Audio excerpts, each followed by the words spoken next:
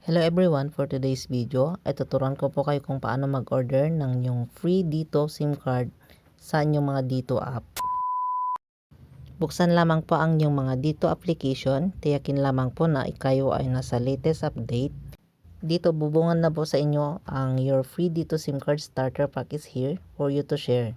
Pindutin lamang po ang avail now at mareredirect po kayo dito sa part po na ito. Pindutin lamang po ang box, I agree with Dito.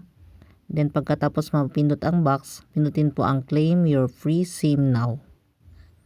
Yan lamang po ang ating pipindutin. At dito po, i-fill lamang po ang ating form. Ilagay po ang complete first name, last name, mobile number, ilagay din po ang yung email, confirm your email, at saka huli yung delivery address po kung saan po gusto po ninyong ipa-deliver ang yung matatanggap na Dito SIM na libre. After po natin ma-fill upan, makikita po natin dyan ang ating complete information. I-double check lamang po. Pagkatapos, pindutin na po natin ang checkout.